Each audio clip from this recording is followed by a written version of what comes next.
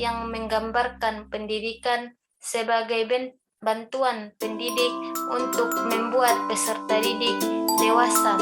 Artinya, kegiatan pendidik berhenti tidak diperlukan lagi apabila kedewasaan yang dimaksud yaitu kemampuan untuk menetapkan pilihan atau keputusan serta mempertanggungjawabkan perbuatan dan perilaku secara mandiri dan yang telah tercapai.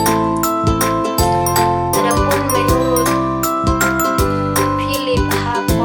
Hastula 2006, pendidikan dalam arti luas dinamakan dengan belajar tanpa memperhatikan di mana atau pada usia berapa belajar terjadi. Pendidikan sebagai proses sepanjang hayat dan seseorang dilahirkan hingga akhir hidupnya. Proses pendidikan adalah di mana seseorang mengalami proses belajar yang membuat mereka mendapatkan ilmu pengetahuan. Jadi kesimpulannya adalah pendidikan merupakan suatu proses secara sadar dalam mengembangkan potensi, bakat, dan kemampuan-kemampuan untuk mewujudkan tujuan yang telah ditetapkan sesuai dengan keperluan dirinya sendiri, masyarakat, bangsa, dan negara. Bagian B yaitu unsur-unsur pendidikan dalam proses pembelajaran. Yang pertama, peserta didik. Peserta didik adalah subjek atau pribadi yang otonom yang ingin diakui keberadaannya.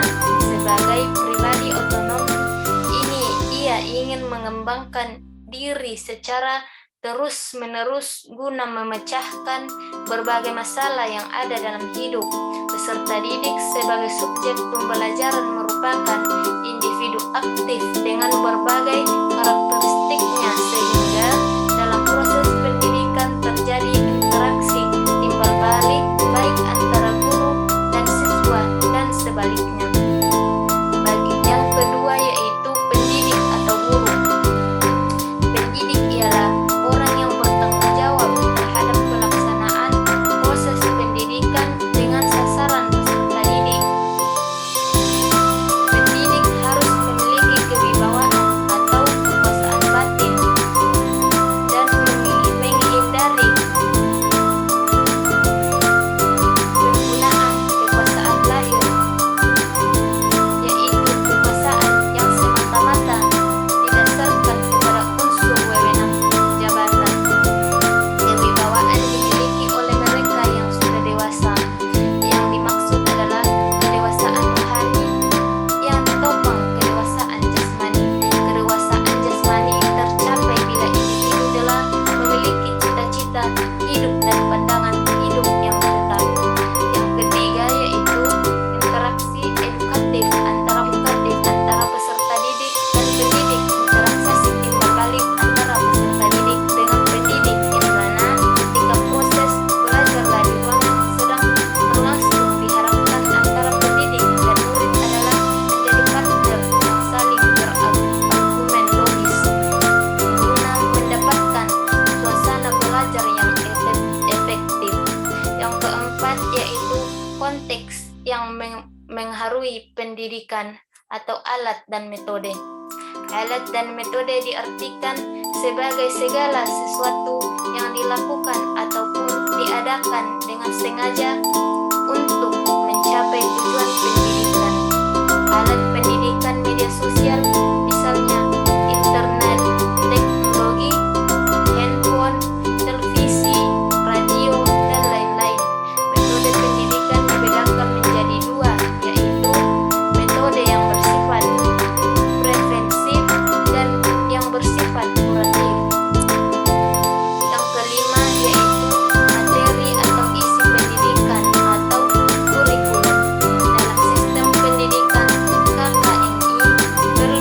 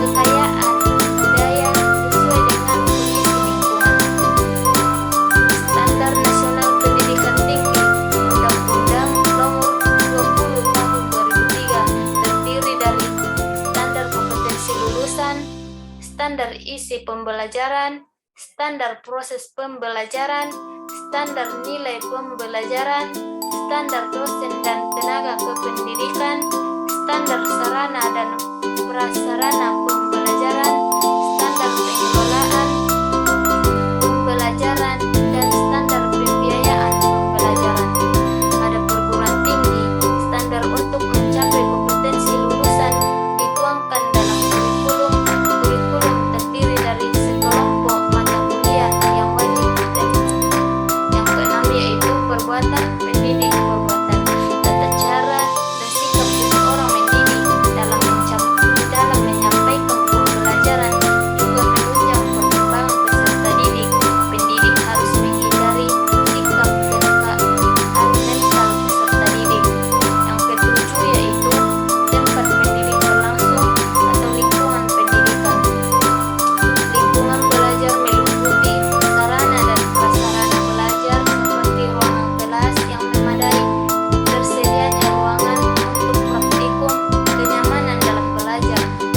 Yang kedelapan yaitu evaluasi dan tujuan pendidikan.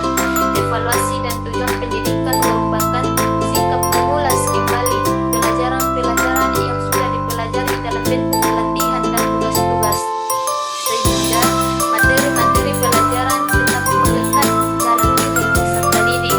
Tujuannya adalah membangkitkan, memicu, dan menyegarkan kembali materi-materi yang telah dibahas sebelumnya. Adapun jalur pendidikan yang pertama yaitu pendidikan formal.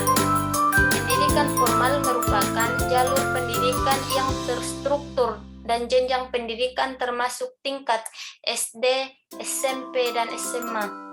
Jalur pendidikan ini memiliki jenjang pendidikan yang terstruktur dan sangat jelas. Yang kedua yaitu pendidikan non-formal. Pendidikan non-formal merupakan jalur pendidikan yang diselenggarakan di luar lingkungan pendidikan formal dengan sistem pelaksanaan secara berjenjang dan terstruktur. Pendidikan non-formal ini hadir untuk mengembangkan potensi dengan pengetahuan dan keterampilan yang lebih spesifik. Adapun ciri-ciri dari pendidikan formal yaitu yang pertama, terdapat kurikulum yang terstruktur. Yang kedua, memiliki persyaratan tertentu bagi peserta didik.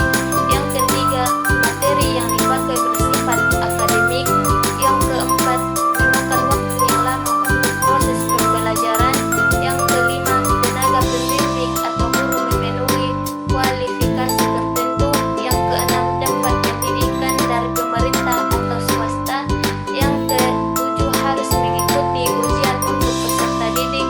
Yang kedelapan, adanya peraturan berseragam. Dan yang kesembilan yaitu saat melanjutkan ke jenjang berikutnya membutuhkan ijazah sebagai peranan penting dalam penerimaan peserta didik. Adapun ciri-ciri dari pendidikan non-formal yaitu yang pertama, memiliki tujuan untuk mendapatkan keterampilan. Kedua, berfokus pada sistem bagaimana belajar mandiri dapat mengontrol aktivitas belajar. Yang ketiga, waktu pembelajaran tidak mempengaruhi. Yang keempat, kurikulum fleksibel dan biasanya peserta didik yang menentukan. Dan yang kelima, hubungan guru dan siswa bersifat mendatar. Dan yang terakhir, ijazah tidak terlalu penting untuk penerimaan siswa.